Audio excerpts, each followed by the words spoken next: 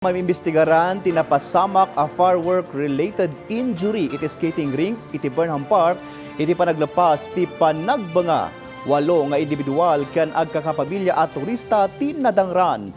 Iti batdeta impeteng ti Baguio City Police Office a generally peaceful ti pakabuklan a selebrasyon ti festibidad. Ada report ni Bridget Marcasi Pangosfian.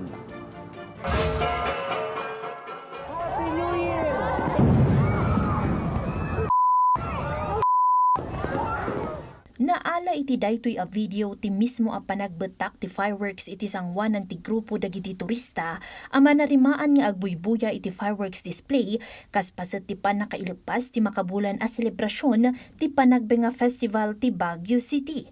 Nagresulta raytoy iti panakadangran ti 7 a turista manipud Pangasinan ken maysa a residente ti syudad a nakapasar iti first degree ken second degree burn iti rupa ken nagduduma a paset ti bagida.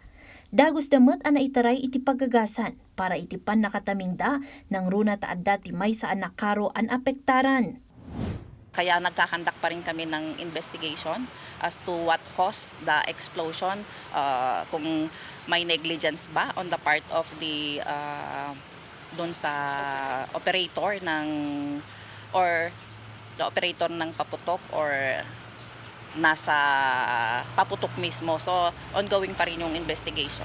Naipanamnama sungbatan ti operators ti fireworks display ti gastos para iti pan nakataming dagiti biktima. Urayon met ti Baguio City Police Office ti desisyon dagiti biktima ken pamilyada no mangipilada iti kaso kontra kadagiti operators. Nailawlawag nga iti kanito ang mapaneknekan nga adda ti panangbaybayan dagiti operators ket sumangon da iti kaso a reckless imprudence resulting in multiple physical injuries. Decided pa yung mga ibang victims if they are going to pursue yung case. Dagos metla nga nakikoordinar ti Baguio Flower Festival Foundation Incorporated kadagiti masaknan para iti panakaipaay ti kaskanan nga assistance kadagiti biktima. Nang ipagsada metlaeng iti sibubukol a suportada iti manarimaan nga investigasyon dagiti otoridad iti insidente.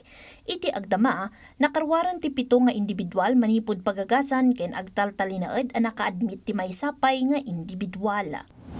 It's a firecracker incident, kaya nga inimbestigahan na ng ating kapulisan.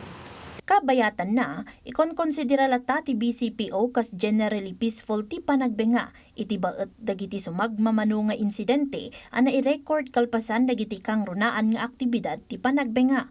Inlawlawag ti BCPO nga awan ti krimen ana pasamak kabayatan dagiti aktibidad ti festibidad. Bridget Marcasi Pangosfian para iti Pambansang TV. Iti baro a Pilipinas.